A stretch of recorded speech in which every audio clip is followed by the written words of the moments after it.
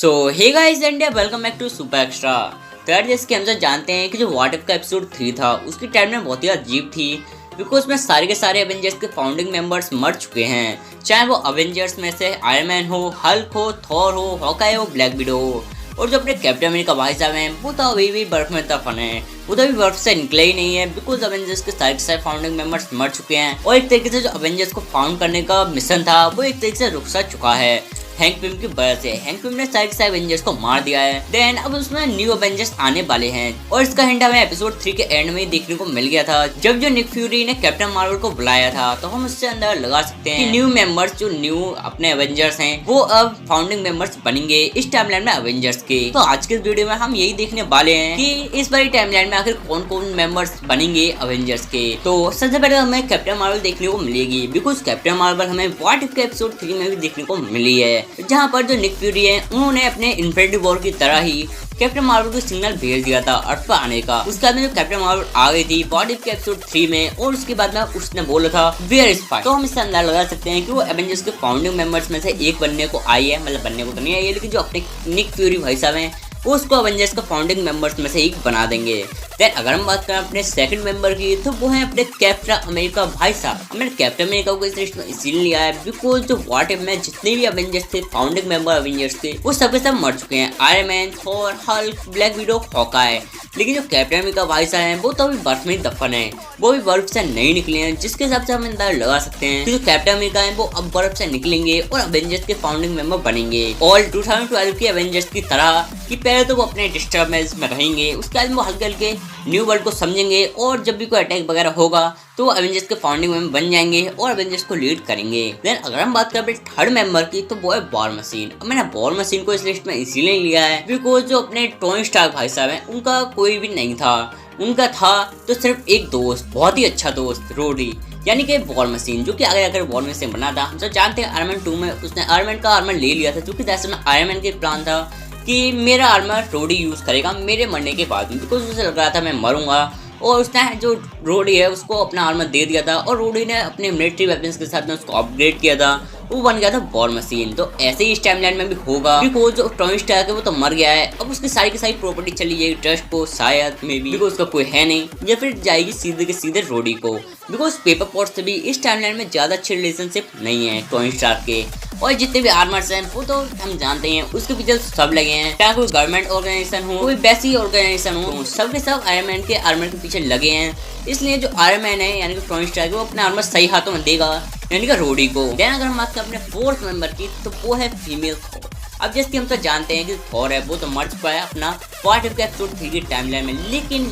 तो जो उसका हैमर अभी भी अर्थ पर ही है, और मुझे नहीं लगता कि जो अपने ओडिन है वो कभी भी जो थॉर का हैमर है उसको वापस एसगार्ड बुलाएंगे, बिकॉज उसका यूज करने वाला है ही कौन, बिकॉज उसका वर्दीनेस का एन्चेंटमेंट है, इसलिए वो वापस नहीं बुलाएंगे। बिकॉज थॉर का हैमर देखने के बाद में उन्हें हमेशा थॉर की याद आएगी, वैसे भी थॉर की जो डेथ है उससे जो अपने ओडिन है वो बहुत ही डिस्टर्ब हो गए होंगे, इसीलिए वो थॉर के हैमर को वापस बुलाना भूल जाएंगे और वो हैमर अर्थ पर ही रहेगा। एंड आई थिंक जो अर्थ पर अपनी जैन पोस्टर है वो कहीं ना कहीं कभी ना कभी जो अपने थॉर का हैमर है उस पर रिसर्च करेगी, एंड आई थिंक जब भी वो रिसर्च करेगी तब वो उस हैमर को उठा लेगी, वो सही लेकिन उसको टच करेगी और उसको उठाने की कोशिश करेगी, एंड वो उठा लेगी और बन जाएगी फीमेल थॉर। तो इस तरीके से हमें फीमेल थॉर मिल सकती है, या फिर हो सकता है हमें कोई और थॉर देखने को मिले जो थॉर है उसका हैमर उठा ले और बन जाए थॉर, बिकॉज जो भी थॉर का हैमर उठाता है वो ही बनता है थॉर। देन अगर हम बात करें नेक्स्ट मेंबर की, तो वो है अपना रेड हल्क। अब मैंने इस लिस्ट में रेड हल्क को किस लिए लिया है यही मैं बता देता हूँ।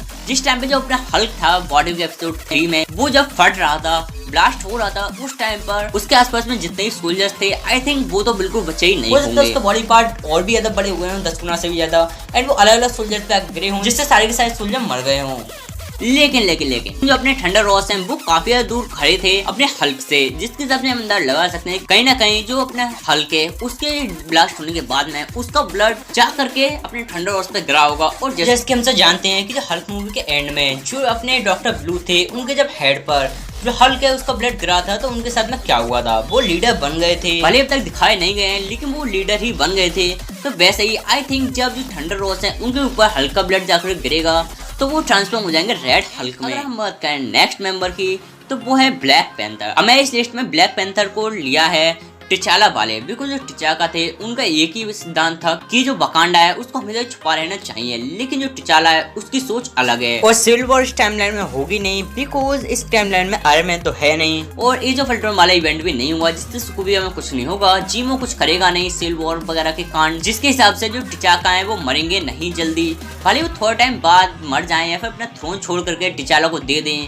तब हमें टिचाला देखने को मिल सकता है as a Black Panther. What वो हमें ब्लैक पैंथर देखने को मिलेगा, लेकिन वो बहुत ही कम चांसेस हैं कि अवेंजर्स को ज्वाइन करेगा, या करेगा तो बहुत ही लेट करेगा। देन अगर हम बात करें नेक्स्ट मेंबर की, तो वो है अपना स्पाइडरमैन। हमें इस लिस्ट में स्पाइडरमैन को इसलिए लिया है बिकॉज स्पाइडरमैन का किसी भी ओरिजिनल मेंबर से कोई भी रिलेशनशिप नहीं है, वही टोनी स्टार्क है उसने जो स्पाइडरमैन है उसको सूट बना करके दिया हो, लेकिन यह हम सब जानते हैं कि स्पाइडरमैन को एक स्पाइडर ने काटा था, देन स्पाइडरमैन के स्पाइडर को काटने के बाद में वो स्पाइडरमैन बन गया था, उसने अपने लिए एक जुगाड़ू सूट बनाया था। तो आई थिंक इस टाइमलाइन में जुगाड़ू से थोड़ा अच्छा बना लेगा, यानी कि जो अपने टोनी स्टार्क भाई साहब ने बनाया था उससे थोड़ा सस्ता, मतलब बोल सकते हैं टोनी मैगवायर और एंड्रू गारफील्ड का सूट था उनकी तरह ही एक नॉर्मल लेकिन काफी अच्छा सूट बना लेगा, बिकॉज जो पीटर पार्कर है वो बहुत ही इंटेलिजेंट है, वो कुछ ना कुछ रास्ता निकाल लेगा। देन अगर हम बात करें नेक्स्ट मेंबर्स की, तो वो है स्कारलेट विच एंड क्विकसिल्वर। जैसे हम सब जानते हैं कि स्कारलेट विच और क्विकसिल्वर वो एक घर में रह रहे थे जहाँ पर अचानक से बॉम्ब गिर गया था और उनका पूरा घर डिस्ट्रॉय हो गया था, मतलब उनके आसपास का एरिया भी डिस्ट्रॉय हो गया था, लेकिन वो बच गए थे। लेकिन अगर आप ये सोच रहे हैं कि जो आयरन मैन है वो तो मर चुका है, तो अब ये इवेंट कैसे होंगे, तो मैं बता दूं आयरन मैन है उसने अपने मिसाइल्स वगैरह बनाने का, जितने वेपन्स वगैरह बनाने थे वो तो उसने अपने 2008 की मूवी में ही, फर्स्ट आयरन मैन मूवी में ही खत्म कर दिया था बिजनेस। जो उसके पुराने वेपन्स थे मिसाइल वगैरह, लेकिन जो उसके पुराने बनाए हुए वेपन्स थे उनको यूज कर रहे थे टेररिस्ट दरअसल में, इसीलिए जो अपने एज ऑफ अल्ट्रॉन का इवेंट है वो तो नहीं होगा, लेकिन हाँ जो अपने क्विकसिल्वर और वांडा हैं यानी कि स्कारलेट विच और क्विकसिल्वर वो तो अपने रहेंगे, उनको उनकी पावर्स भी मिलेंगी। एंड आई थिंक जब भी वो लोगों के नजर में आएंगे तब वो अवेंजर्स के मेंबर जरूर बनेंगे, बिकॉज निक फ्यूरी सबको मना ही लेता है। देन अगर हम बात करें नेक्स्ट मेंबर की, तो वो है विंटर सोल्जर। वैसे मैं इस लिस्ट में इसको रखने वाला नहीं था विंटर सोल्जर को, लेकिन फिर जब मेरे माइंड में आया कि जब कैप्टन अमेरिका है वो जब बर्फ से उठेंगे तो वो किसी ना किसी तरीके से अपने विंटर सोल्जर भाई साहब हैं उनको ढूंढ ही निकालेंगे, बिकॉज विंटर सोल्जर हमेशा ही लोगों को मारते हुए घूमता है और विंटर सोल्जर के लिए कुछ सी को भी मारना इम्पॉसिबल नहीं है, इसलिए जो हाइड्रा है वो भी इस टाइम में जिंदा है, इसलिए वो किसी ना किसी को मारने के लिए तो भेजेगा विंटर सोल्जर को,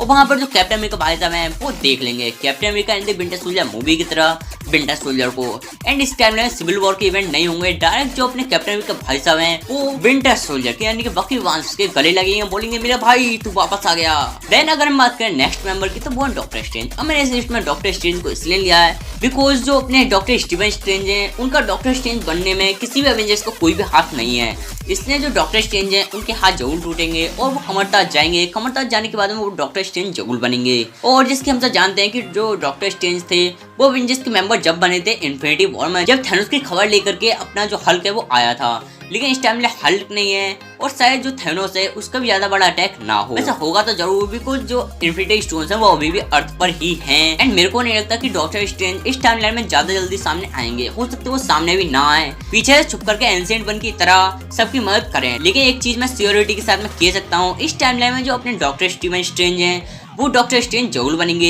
यानी कि इस टाइमलाइन में डॉक्टर स्ट्रेंज एग्जिस्ट करेंगे, और जब भी कोई बड़ा इवेंट होगा, बड़ी फाइट वगैरह होगी या कोई यूनिवर्सल प्रॉब्लम आएगी, तब हो सकता है जो डॉक्टर स्ट्रेंज हैं वो अवेंजर्स के साथ में आए, अवेंजर्स के मेंबर बने। देन जो नेक्स्ट मेंबर आता है वो है वास्प। अब मैंने वास्प को इस लिस्ट में इसलिए लिया है, भले होप मर गई हो, लेकिन जो अपने वास्प का सूट है जो कि इनकम्प्लीट था, लेकिन जो अपने हैंग पे में उन्होंने कंप्लीट किया था, उन्होंने भले जो अपने होप है उसके लिए नहीं दिया होगा जो अपने वास्प का सूट है, बिल्कुल अगर दिया होता तो जो वास्प है वो मरती नहीं, यानी कि होप मरती नहीं, लेकिन इस टाइम में वो मर चुके हैं, यानी कि वास्प का सूट जो होप है उसको दिया नहीं गया है, यानी कि वो इनकम्प्लीट पड़ा है, हो सकता है वो कंप्लीट भी हो गया हो, लेकिन इतना तो कंफर्म है कि जब जो अपने हैंग पिम है उनको एसगार्ड भेज दिया गया है, लोकी के साथ में लोकी को दे दिया गया है, तो जो हैंग पिम की जितनी भी टेक्नोलॉजी है वो अब शील्ड के अंदर आ गई होगी, एंड जो शील्ड है वो वास्प के सूट को लेगी, एंड आई थिंक किसी न किसी को वास्प बना देगी अपने कैप्टन अमेरिका की तरह। जैसे कि जो फैल्कन है उसने जब शील्ड वापस कर दी थी गवर्नमेंट को, तो जो गवर्नमेंट है उसने जॉन वॉकर को शील्ड दे करके अपना कैप्टन अमेरिका बना लिया था, वैसे ही जो शील्ड है वो भी होप का सूट मिलने के बाद में किसी ना किसी को सूट पहनवा कर और उसको बॉस बना देगी। देन अगर हम बात करें नेक्स्ट मेंबर की तो वो आंटमैन। अब मैंने इस लिस्ट में आंटमैन को इसीलिए लिया है बिकॉज जो अपने हैंक पिम थे वो ओल्ड आंटमैन का सूट पहने थे येलो जैकेट के जैसा। लेकिन एक बात मैं बता दूं कि जो एस्गार्डियंस हैं उनकी टेक्नोलॉजी बहुत ज्यादा हाई है, यानी कि उन्हें ये आंटमैन के सूट की कोई भी ज्यादा जरूरत नहीं पड़ेगी। यानी जो आंटमैन की सूट है उसको हो सकता है जो निक फ्यूरी है उन्होंने ले लिया हो या फिर जो लोकी है उससे मांग ले, जिससे वो जो शील्ड है वो नई एक आंटमैन क्रिएट कर दे, मतलब को सूट दे दे जॉन वॉकर की तरह। जैसे कि जॉन वॉकर को शील्ड दे दी वैसे किसी ना किसी को आंटमैन का सूट दे दे और उसे आंटमैन बना दे कि लो भाई साहब तुम आंटमैन हो और आज से तुम बड़े छोटे हो सकते हो। सो गाइस ये हो गई आज की वीडियो। एंड आपको लगता है कि कोई और एवेंजर्स रह गया है जो कि एवेंजर्स टीम का मेंबर बन सकता है या फिर न्यू एवेंजर्स का फाउंडिंग मेंबर बन सकता है, तो मेरे को कमेंट में जरूर बताना। एंड हाँ, इस वीडियो को लाइक शेयर जरूर करना, इस चैनल को सब्सक्राइब किए बिना तो जाने बिकॉज इट्स योर चैनल।